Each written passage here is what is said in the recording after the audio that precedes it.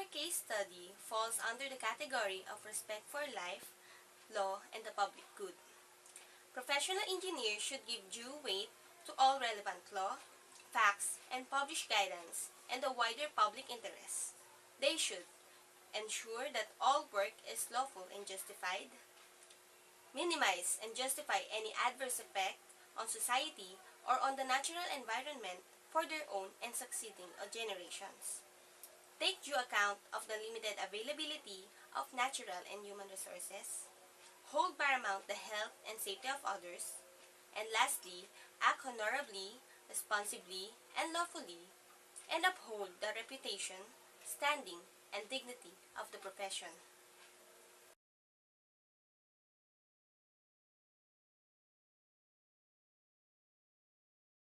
The first step is to identify the ethical issues. The first ethical issue is that Tom Mason, the manager of the Material Science Department, is the one who should be responsible of a critical work. He should have never accepted the workload if in that time their department is busy and overloaded. Next is that Tom should have not given the critical completion of the test work to Jack Jacobs, a co-op student. Though he has done well in other projects and familiar with the test equipment, he should have entrusted it to a more qualified person, or he should have supervised Jack while doing the test. The third one is that though it has not been proven, falsification of data for the sake of finishing the job and having good remarks could be another ethical issue. The last ethical issue is to gather evidences first that data have been extrapolated before accusing Jack Jacobs about the error in the test, because Tom Mason have not instructed Jack very well.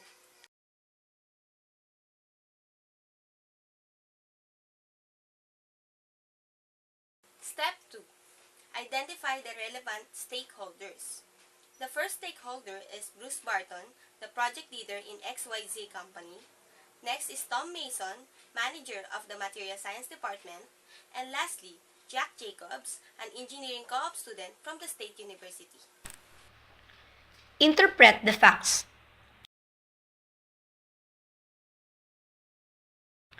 First, Bruce sought out the manager of the Material Science Department for help in running stress tests on samples of the new component. With this assistance, he could go ahead with prototype building and conduct tests concurrently. Second, Tom assigned the test work to Jack Jacobs, an engineering co-op student from the State University who was completing his second work session at XYZ.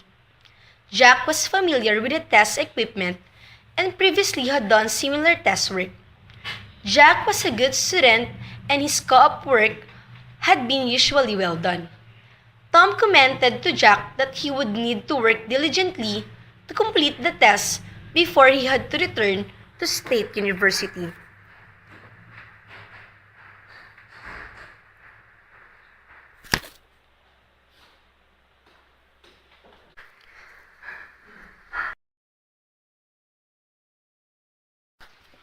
Third, Jack completed the test on schedule and turned in a report to Tom, indicating the component had successfully passed the stress test. Upon completion of the test report, Jack returned to the university for his next school session. Tom gave Bruce the good news. The prototypes were completed and the field tests of these prototypes got underway on schedule. Fourth, a few weeks later, Bruce rushed into Tom's office to tell him that the most of the prototypes were out of operation because of a catastrophic failure of the component that had been tested in Tom's lab. Bruce wanted to discuss the test immediately with Jack, but since Jack had already returned to the university, he and Tom settled for studying Jack's lab notebook in detail.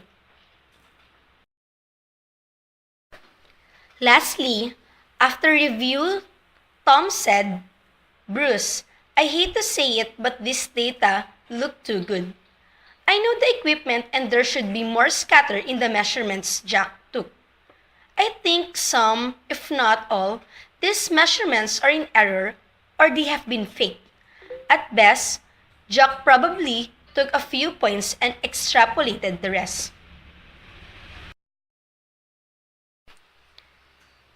Evaluate the information.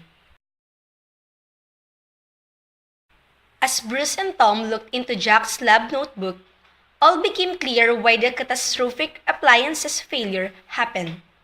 It seems that Jack, a co-op student undergoing industry exposure from a state university, did a very clumsy act on the stress test. Little did he know that his extrapolation in the stress test would become a catastrophic failure. Set realistic objectives. First, run all the tests again. Second, have a conversation with Jack about his concerns regarding the data. Third, supervision of co-op students at XYZ company should be strictly implemented. And lastly, incorporation of professional ethics. Identify options for meeting your objectives. First, run all the tests again by someone who is really qualified and experienced to do the job and see whether the results are altered and manipulated. Second, co-op students should be trained well and be under-supervised properly by department managers. Third, before discussing it to the university's co-op coordinator, he should discuss the matter to Jack Jacobs first. Lastly, State University should incorporate into its instruction program some emphasis on professional ethics.